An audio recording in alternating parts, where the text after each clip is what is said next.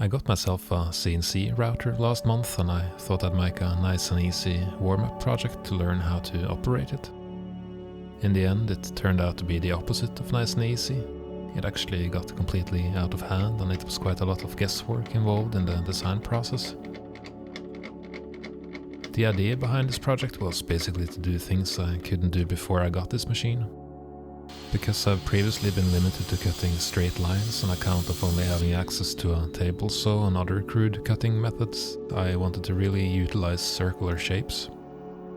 Initially, the idea was to make a few simple spinning acrylic plates with lights on them, but then there was the problem of transferring power to those lights while they were in motion, so I had to come up with a solution for that.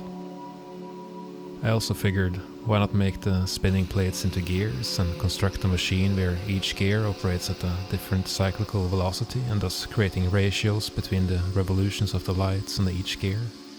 And why not have the machinery expand across multiple physical floors in the structure, like a forest reclaiming a derelict building? Could I transfer torque to these separate floors by gears aligned at a 90-degree angle? And what should it sound like? The sound was actually the easiest part about all of this. It practically solved itself. I'll go through all these things and more during the course of this video.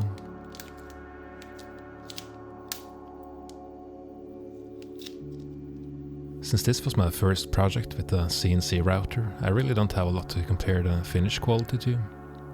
Strangely enough, I found that single flute bits gave more of a glassy edge, while double flute bits made it frosty, and I'm not sure if that's entirely normal. Regarding feeds and speeds, on the acrylic I used 1200 mm per minute and 10,000 RPM with both bits at a depth of 1 mm. On the aluminum I used double flute bits at a somewhat lower feed rate and shallower depth of cut.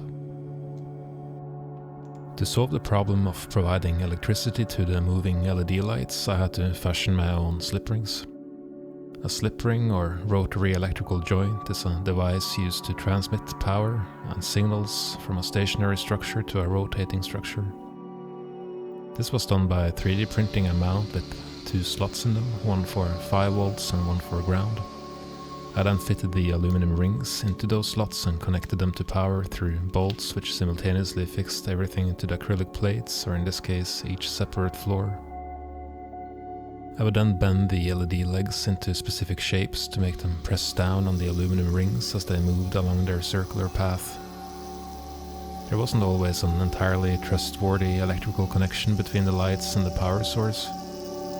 The best way to address this was to make it a feature and not a bug, hence the word intermittent in the title of this piece, where luminal refers to the light and phase represents the varying speeds at which the lights traverse their cycles. While figuring out how to create the gears, I came across the GF gear generator, which is a plugin, I suppose, for Fusion 360. It made it quite simple to create gears of various sizes while maintaining compatibility between them. The placement of the gears in relation to each other was essentially guesswork, and I was quite worried that my small stepper motor wouldn't quite be up for it, and after having put everything together, I was right. The couplers were 3D printed and lacked concentricity, causing the lead screw to grind along the edges of the floors as it rotated. I ended up having to shoehorn in another motor on the top of the sculpture to aid the first one. It might very well have been the case that the one motor would have been enough had I only used proper couplers and bearings on at least one of the floors to keep the lead screw straight.